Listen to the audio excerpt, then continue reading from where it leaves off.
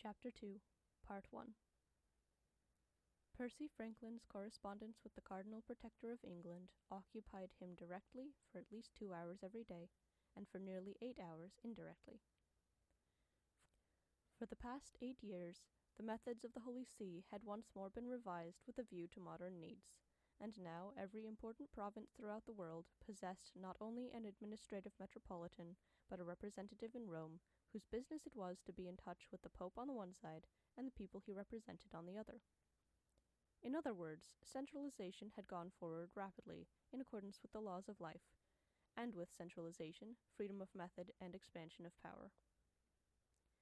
England's cardinal protector was one Abbot Martin, a Benedictine, and it was Percy's business, as of a dozen more bishops, priests, and laymen, with whom, by the way, he was forbidden to hold any formal consultation, to write a long daily letter to him on affairs that came under his notice. It was a curious life, therefore, that Percy led. He had a couple of rooms assigned to him in Archbishop's House at Westminster, and was attached loosely to the cathedral staff, although with considerable liberty. He rose early, and went to meditation for an hour, after which he said his Mass. He took his coffee soon after, said a little office, and then settled down to map out his letter. At 10 o'clock he was ready to receive callers, and till noon he was generally busy with both those who came to see him on their own responsibility, and his staff of half a dozen reporters whose business it was to bring him marked paragraphs in the newspapers and their own comments. He then breakfasted with the other priests in the house, and set out soon after to call on people whose opinion was necessary, returning for a cup of tea soon after 16 o'clock. Then he settled down, after the rest of his office and a visit to the Blessed Sacrament, to compose his letter, which, though short, needed a great deal of care and sifting. After dinner, he made a few notes for next day, received visitors again, and went to bed soon after 22 o'clock. Twice a week it was his business to assist at Vespers in the afternoon, and he usually sang High Mass on Saturdays. It was, therefore, a curiously distracting life with peculiar dangers. It was one day, a week or two after his visit to Brighton, that he was just finishing his letter, when his servant looked in to tell him that Father Francis was below. "In 10 minutes," said Percy, without looking up. He snapped off his last lines, drew out the sheet, and settled down to read it over, translating it unconsciously from Latin to English. Westminster, May 14th. Eminence. Since yesterday I have a little more information. It appears certain that the bill of establishing Esperanto for all state purposes will be brought in June. I have had this from Johnson. This, as I have pointed out before, is the very last stone in our consolidation with the continent, which, at present, is to be regretted. A great access of Jews to Freemasonry is to be expected. Hitherto they have held aloof to some extent, but the abolition of the idea of God is tending to draw in those Jews, now greatly on the increase once more, who repudiate all notion of a personal Messiah. It is humanity, here, too, that is at work. Today I heard the Rabbi Simeon speak to this effect in the city, and was impressed by the applause he received. Yet, among others, an expectation is growing that a man will presently be found to lead the communist movement and unite their forces more closely. I enclose a verbose cutting from The New People to that effect, and it is echoed everywhere. They say that the cause must give birth to one such soon, that they have had prophets and precursors for 100 years past, and lately a cessation of them. It is strange how this coincides superficially with Christian ideas. Your Eminence will observe that a simile of the 9th wave is used with some eloquence. I hear today of the secession of an old Catholic family, the Wargraves of Norfolk, with their chaplain Mickleham, who it seems has been busy in this direction for some while. The Epoch announces it with satisfaction, owing to the peculiar circumstances, but unhappily such events are not uncommon now. There is much distrust among the laity. 7 priests in Westminster diocese have left us within the last 3 months. On the other hand, I have pleasure in telling your Eminence that His Grace received into Catholic communion this morning the ex-Anglican Bishop of Carlisle, with half a dozen of his clergy. This has been expected for some weeks past. I append also cuttings from the Tribune, the London Trumpet, and the Observer, with my comments upon them. Your Eminence will see how great the excitement is with regard to the last. Recommendation: that formal excommunication of the Wargraves and these 8 priests should be issued in Norfolk and Westminster respectively, and no further notice taken. Percy laid down the sheet, gathered up the half-dozen other papers that contained his extracts and running commentary, signed the last, and slipped the whole into the printed envelope that lay ready.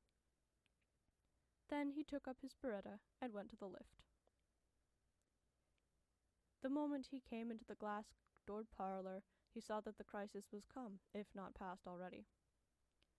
Father Francis looked miserably ill, but there was a curious hardness, too, about his eyes and mouth as he stood waiting.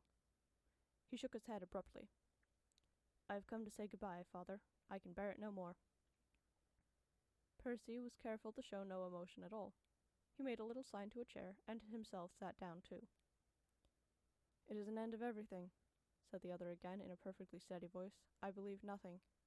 I have believed nothing for a year now." "You have felt nothing, you mean," said Percy. "That won't do, Father," went on the other. "I tell you, there is nothing left. I can't even argue now. It is just goodbye."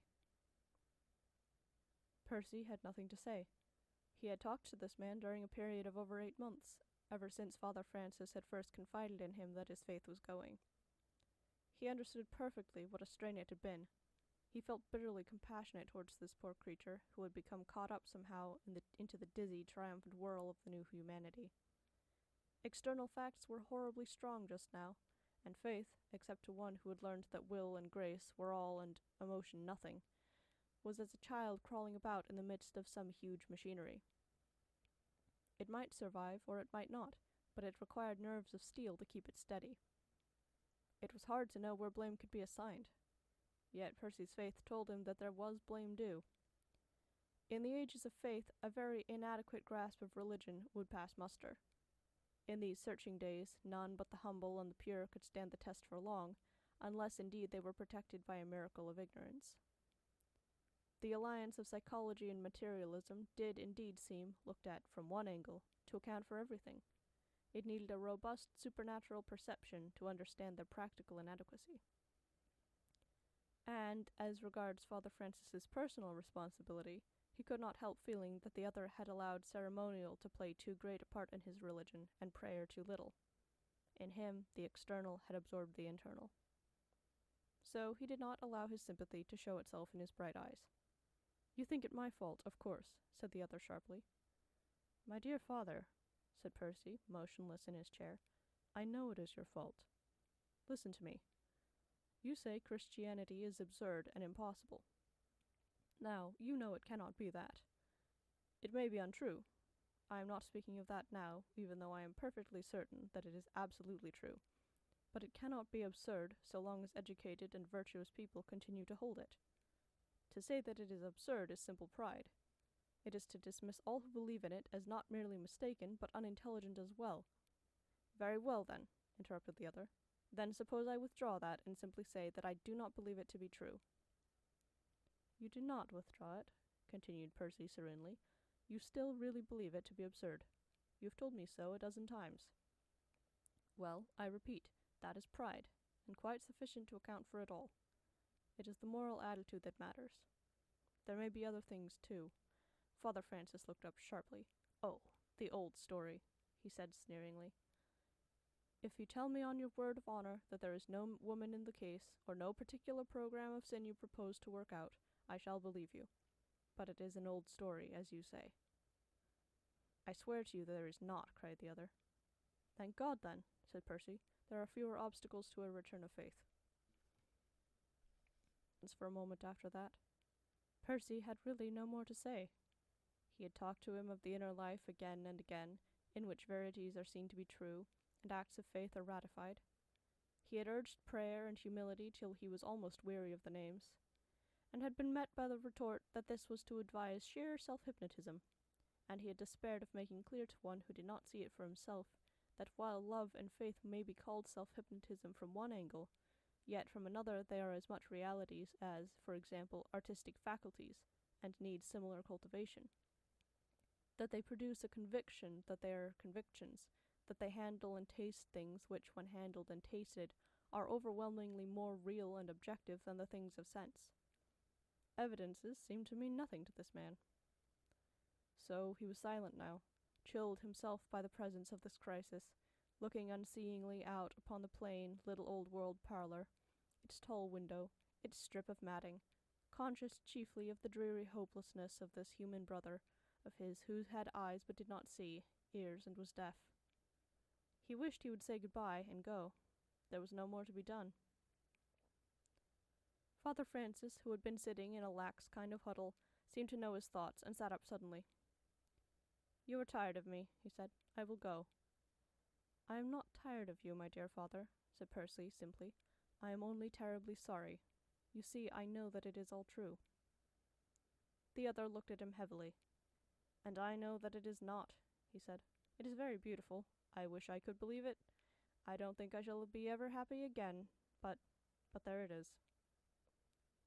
Percy sighed.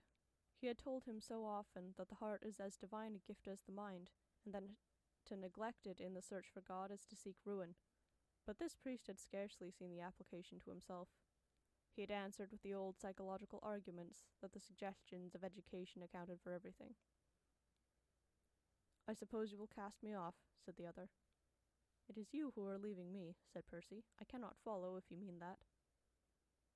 But cannot we be friends?" A sudden heat touched the elder priest's heart. "Friends," he said. "Is sentimentality all you mean by friendship? What kind of friends can we be?" The other's face became suddenly heavy. "I thought so." "John," cried Percy, "you see that, do you not? How can we pretend anything when you do not believe in God? For I do you the honor of thinking that you do not." Francis sprang up. "Well," he snapped, "I could not have believed. I am going." He wheeled towards the door. "John," said Percy again, "are you going like this? Can you not shake hands?"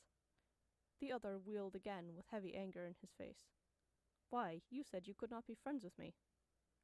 Percy's mouth opened. Then he understood, and smiled. "Oh, that is all you mean by friendship, is it? I beg your pardon. Oh, we can be polite to one another, if you like." He still stood, holding out his hand. Father Francis looked at it a moment. His lips shook. Then once more he turned and went out without a word. Part 2. Percy stood motionless until he heard the automatic bell outside tell him that Father Francis was really gone. Then he went out himself, and turned towards the long passage leading to the cathedral. As he passed out through the sacristy, he heard far in front the murmur of an organ, and on coming through into the chapel used as a parish church, he perceived that vespers were not yet over in the great choir. He came straight down the aisle, turned to the right, crossed the center, and knelt down. It was drawing on towards sunset, and the huge dark place was lighted here and there by patches of ruddy London light that lay on the gorgeous marble and gildings finished at last by a wealthy convert.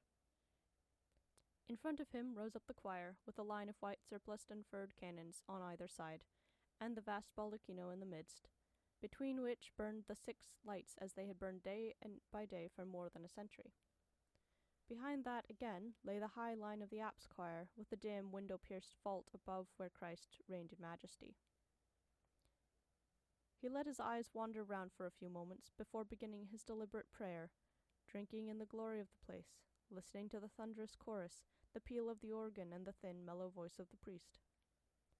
There on the left shone the refracted glow of the lamps that burned before the Lord in the sacrament. On the right, a dozen candles winked here and there at the foot of the gaunt images.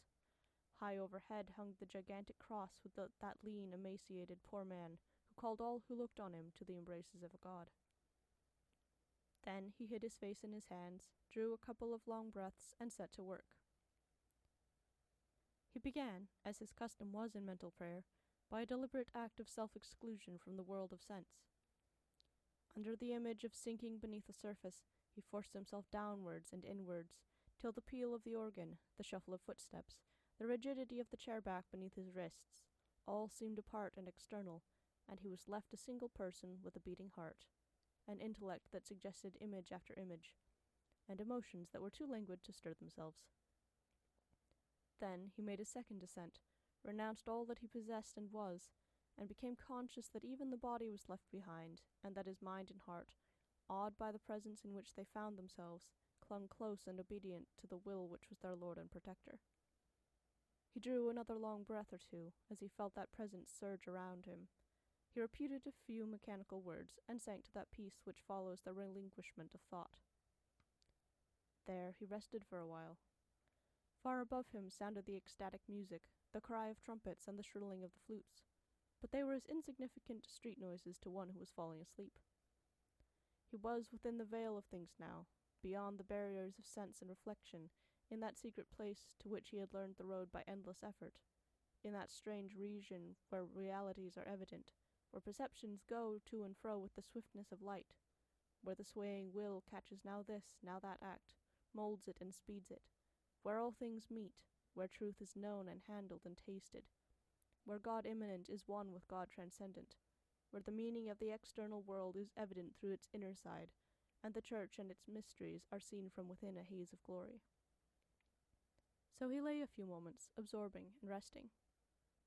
Then he aroused himself to consciousness and began to speak. Lord, I am here, and thou art here. I know thee. There is nothing else but thou and I. I lay this all in thy hands, thy apostate priest, thy people, the world, and myself. I spread it before thee. I spread it before thee. He paused, poised in the act, till all of which he thought lay like a plain before a peak. Myself, Lord, there before thy grace should I be going, in darkness and misery. It is thou who dost preserve me. Maintain and finish thy work within my soul. Let me not falter for one instant. If thou withdraw thy hand, I fall into utter nothingness. So his soul stood a moment with outstretched, appealing hands, helpless and confident. Then the will flickered in self-consciousness, and he repeated acts of faith, hope, and love to steady it. Then he drew another long breath, feeling the presence tingle and shake about him, and began again. Lord, look on thy people. Many are falling from thee. Ne in aeternum eras caris nobis, ne in aeternum eras caris nobis. I unite myself with all saints and angels, and Mary, Queen of Heaven. Look on them and me, and hear us. Emite lucem tuam et veritatem tuam, thy light and thy truth. Lay not on us heavier burdens than we can bear. Lord, why dost thou not speak? He writhed himself forward in a passion of expectant desire, hearing his muscles crack on the effort. Once more he relaxed himself, and the swift play of wordless acts began which he knew to be the very heart of prayer. The eyes of his soul flew hither and thither, from Calvary to heaven and back again to the tossing, troubled earth.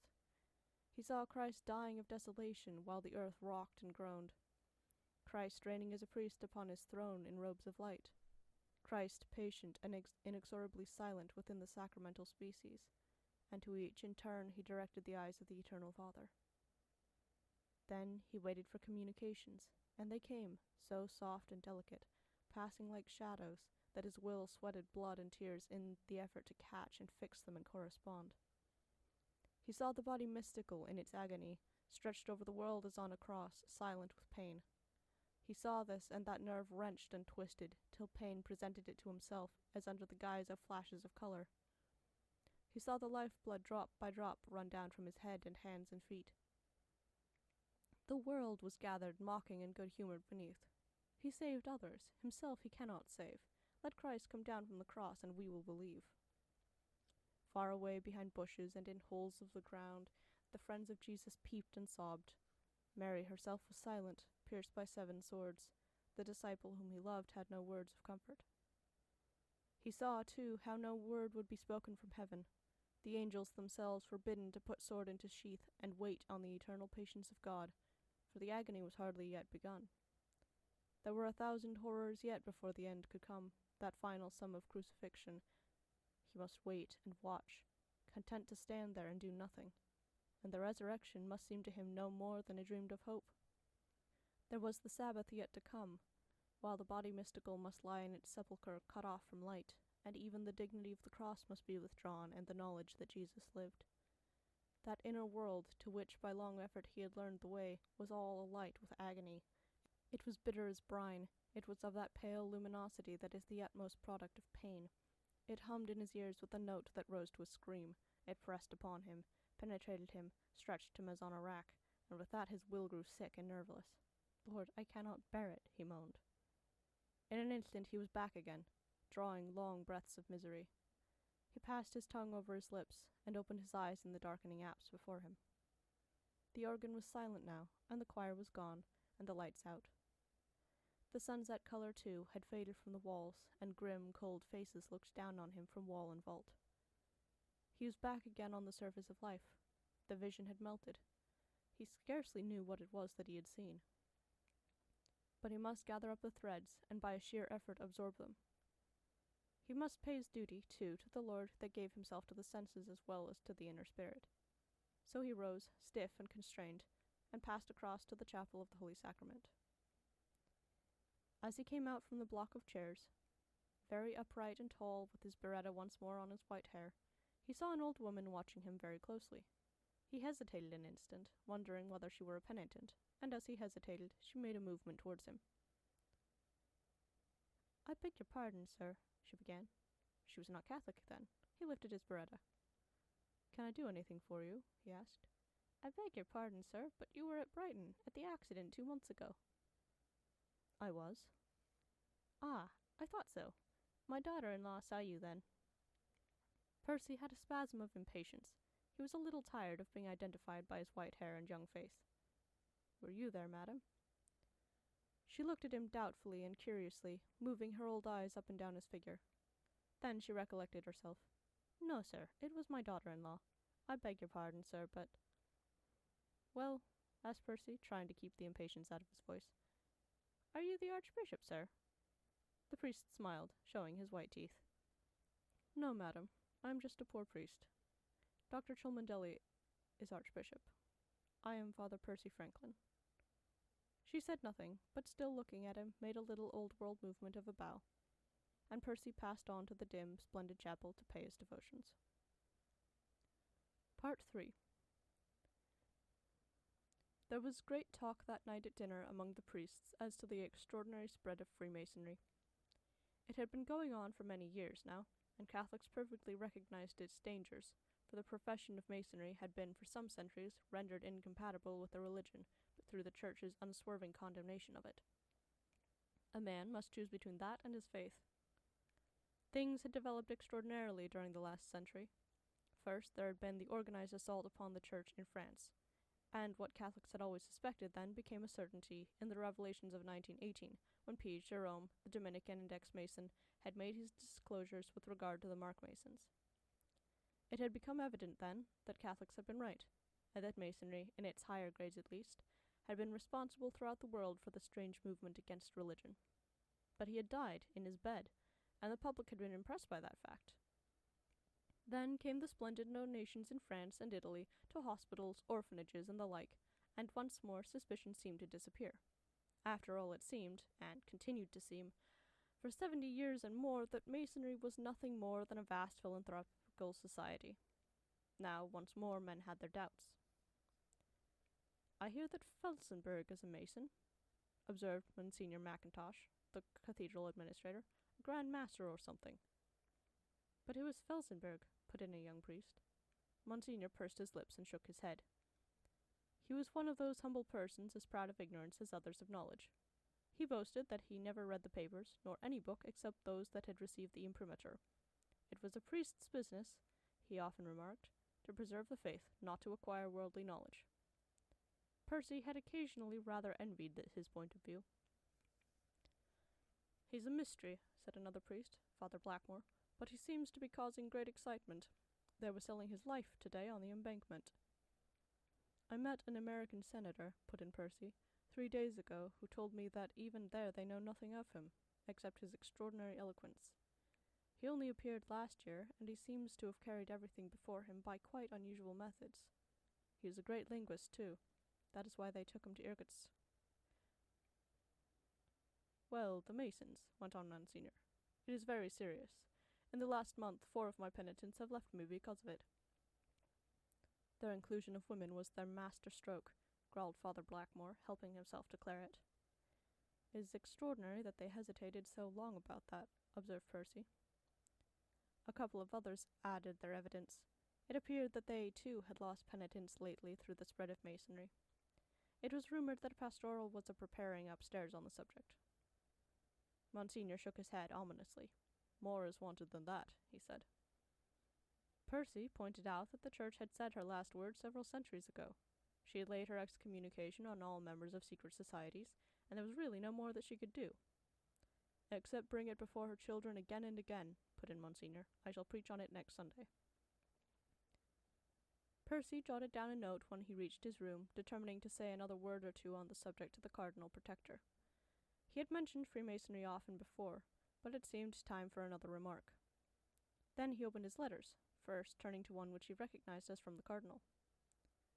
It seemed a curious coincidence, as he read a series of questions that Cardinal Martin's letter contained, that one of them should be on this very subject. It ran as follows. "What of Masonry?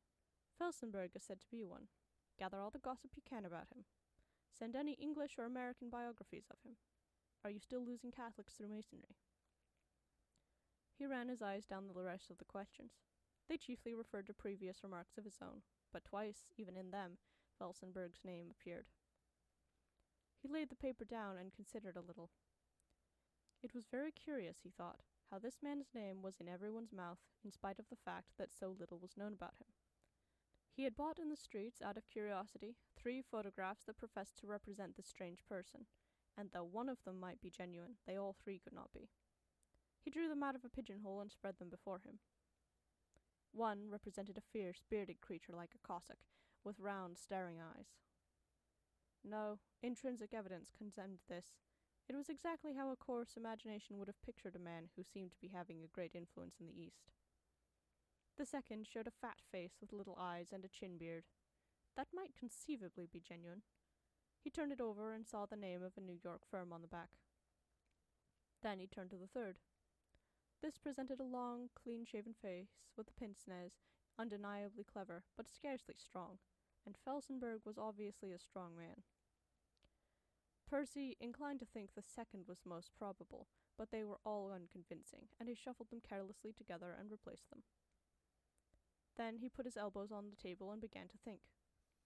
He tried to remember what Mr. Varhaus, the American senator, had told him of Felsenburgh, yet it did not seem sufficient to account for the facts. Felsenburgh, it seemed, had employed none of those methods common in modern politics. He controlled no newspapers, vituperated nobody, championed nobody. He had no picked underlings. He used no bribes. There were no monstrous crimes alleged against him. It seemed rather as if his originality lay in his clean hands and his stainless past.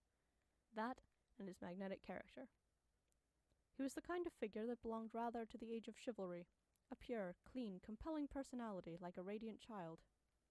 He had taken people by surprise then, rising out of the heaving, dun-colored waters of American socialism like a vision.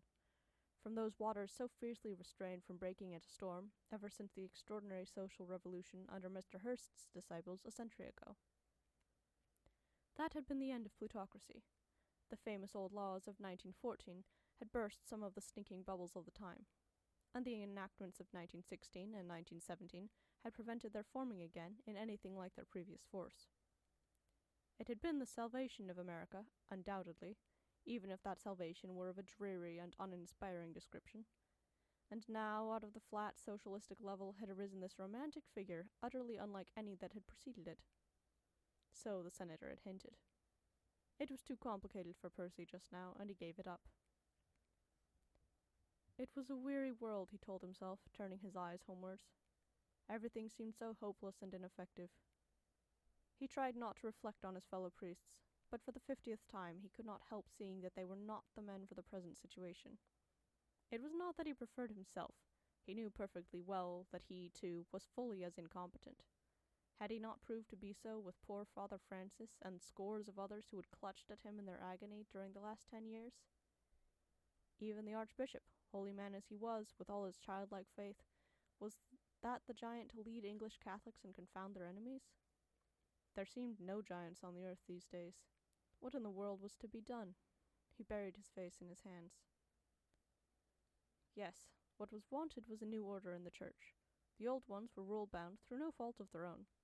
An order was wanted without habit or tonsure, without traditions or customs. an order with nothing but entire and wholehearted devotion, without pride even in their most sacred privileges, without a past history in which they might take complacent refuge. They must be francs-tireurs of Christ's army, like the Jesuits, but without their fatal reputation, which, again, was no fault of their own. But there must be a founder. Who, in God's name? A founder nudus sequens Christum nudum. Yes, francs-tireurs, priests, bishops, laymen, and women, with the 3 vows, of course, and a special clause forbidding utterly and forever their ownership of corporate wealth. Every gift received must be handed to the bishop of the diocese in which it was given, who must provide himself with necessaries of life and travel. Oh, what could they not do? He was off in a rhapsody. Presently he recovered and called himself a fool. Was not that scheme as old as the eternal hills, and as useless for practical purposes? Why, it had been the dream of every zealous man since the first year of salvation that such an order should be founded. He was a fool. Then, once more, he began to think of it all over again. Surely it was this which was wanted against the Masons, and women too. Had not scheme after scheme broken down because men had forgotten the power of women? It was that lack that had ruined Napoleon. He had trusted Josephine and she had failed him, so he had trusted no other woman. In the Catholic Church, too, women had been given no active work but either menial or connected with education, and was there not room for other activities than those? Well, it was useless to think of it. It was not his affair. If Papa Angelicus, who now reigned in Rome, had not thought of it, why should a foolish, conceited priest in Westminster set himself up to do so? So he beat himself on the breast once more and took up his office book. He finished in half an hour, and again sat thinking, but this time it was of poor Father Francis. He wondered what he was doing now, whether he had taken off the Roman collar of Christ's familiar slaves. The poor devil. And how far was he, Percy Franklin, responsible? When a tap came at his door presently, and Father Blackmore looked in for a talk before going to bed, Percy told him what had happened. Father Blackmore removed his pipe and sighed deliberately. "I knew it was coming," he said. "Well, well." "He has been honest enough," explained Percy. "He told me 8 months ago he was in trouble." Father Blackmore drew upon his pipe thoughtfully. "Father Franklin," he said, "things are really very serious. There is the same story everywhere. What in the world is happening?" Percy paused before answering. "I think these things go in waves," he said. "Waves, do you think?" said the other. "What else?" Father Blackmore looked at him intently. It is more like a dead calm, it seems to me," he said. "Have you ever been in a typhoon?" Percy shook his head. "Well," went on the other, "the most ominous thing is the calm. The sea is like oil. You feel half dead. You can do nothing. Then comes the storm." Percy looked at him, interested. He had not seen this mood in the priest before. "Before every great crash there comes this calm. It is always so in history. It was so before the Eastern War. It was so before the French Revolution. It was so before the Reformation. There is a kind of oily heaving, and everything is languid. So everything has been in America, too, for over 80 years. Father Franklin, I think something is going to happen." "Tell me," said Percy, leaning forward. "Well, I saw Templeton a week before he died, and he put the idea in my head. Look here, Father. It may be this Eastern affair that is coming on us, but somehow I don't think it is. It is in religion that something is going to happen. At least, so I think. Father, who in God's name is Felsenburgh?" Percy was so startled at the sudden introduction of this name again that he stared a moment without speaking. Outside, the summer night was very still. There was a faint vibration now and again from the underground track that ran 20 yards from the house where they sat, but the streets were quiet enough round the cathedral. Once a hoot rang far away, as if some ominous bird of passage were crossing between London and the stars, and once the cry of a woman sounded thin and shrill from the direction of the river.